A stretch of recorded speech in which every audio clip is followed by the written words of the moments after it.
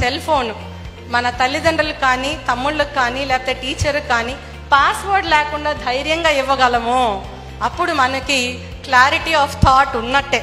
అవునా కాదా?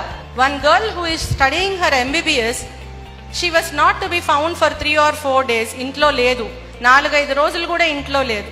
లేకపోతే వాళ్ళ ఫాదర్ వచ్చి ఏడ్చుకుంటూ నా దగ్గరికి వచ్చాడు. Then I was west DSP here.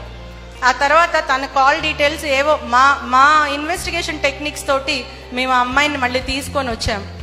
That girl is studying MBBS 3rd year. ఇంకా 2 సంవత్సరాలు అయితే MBBS మొత్తం అయిపోతుంది. అంటే రెక్కలు ఆల్మోస్ట్ వచ్చేస్తున్నాయి.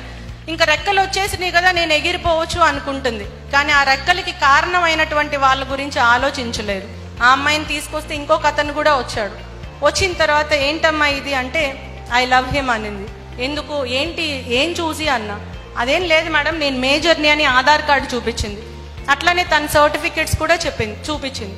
ఆ తర్వాత అతనిలో ఏం చూసావు అని అడిగాను.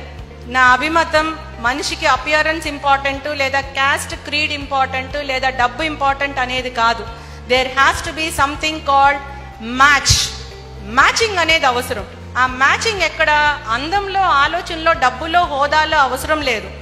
నన్ను కాపాడగలడు అనే నమ్మకం ఇచ్చేటటువంటి వ్యక్తి అయితే చాలు ఆడపిల్లలకి మ్యాచింగ్, ఇంకేం అవసరం లేదు.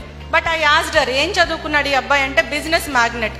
ఎలా పరిచయం అయ్యాడంటే రోజు కాటూరి మెడికల్ కాలేజ్కి వెళ్ళేటప్పుడు మార్గ మధ్యలో గోడ మీద కూర్చొని ఉంటాడంట ఎక్కడో. సరే ఓకే, ఏం చేస్తాడు? Business magnate. వాళ్ళ నాన్న ఏం చేస్తాడు? Business magnate. ఏం మ్యాగ్నెట్? మరి ఆ మ్యాగ్నెట్ ఏంటో నాకు కూడా అర్థం కాల. ఆ పిల్లని అడిగా, బాబు నువ్వేం చదువుకున్నావు? MBA అన్నాడు. ఏ కాలేజ్ అన్నా? ఏదో కాలేజ్ అన్నాడు. కాలేజ్ పేరు చెప్పవయ్యా అన్నా. సమ్ కాలేజ్ చెప్పాడు. ప్రిన్సిపల్ గారు ఎవరు అన్నా. చెప్పడానికి భయపడుతున్నాడు. ఐ అండర్స్టూడ్ ఆయన MBA కాదు, ఏం కాదని. మీ ప్రిన్సిపల్ గారి పేరు చెప్పు, నేను మాట్లాడతాను వారితోటి అన్నా. చెప్పలా. ఇప్పుడు చెప్పు కరెక్ట్గా నువ్వేం చదువుకున్నావు అంటే BCom 1st year డిస్కంటిన్యూ. మరి ఆ అమ్మాయిని అడిగాను, బిజినెస్ మ్యాగ్నెట్ అన్నావు కదమ్మా అని. ఓకే మేడం, అయితే ఏంటి అంది నన్ను. Finally I asked about his father. మీ నాన్న ఎక్కడ బిజినెస్ మ్యాగ్నెట్, ఏం బిజినెస్ చేస్తాడు అంటే అతనికి పాపం కళ్ళు కనిపించు, ఇంట్లో ఒక పేషెంట్ అతను. ఫైనల్గా మా టైప్ ఆఫ్ ఇంటరాగేషన్ చేస్తే తెలిసింది ఏంటంటే totally that fellow has cheated her. ఏం చూసి వెంటనే నీ తల్లిదండ్రుల్ని వదిలేసి అతనితో వెళ్ళిపోతావు అంటే నేను మేజర్ని మేడం, మీరు నన్ను ప్రశ్నించే హక్కు మీకు ఎక్కడుంది, నేను కోర్టులో ఫైల్ చేస్తాను, అది ఇదని కొంచెం గట్టిగా మాట్లాడింది. అంటే చదువుకుంటుంది కదా, అందుకోసమే.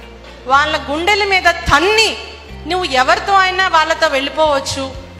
వాళ్ళ నమ్మకాన్ని కాల రాసేటటువంటి హక్కు ఏ రాజ్యాంగంలో ఇచ్చింది అని అడిగాను. ఆన్సర్ లేదు. Go now you fight any court of law. నీకు ఇష్టమైన కోర్టులో నువ్వు ఫైల్ చేయి. నేను పర్సనల్గా అపియర్ అయ్యి అదే కోర్టు జడ్జి గారికి చెప్తాను ఏ హక్కు రాజ్యాంగాన్ని తల్లిదండ్రుల్ని మోసం చేసేటటువంటి హక్కు ఏ ఆర్టికల్ కింద ఇచ్చింది అని అడుగుతాను. Now you go and file the suit అని అన్నాను. Then she started crying.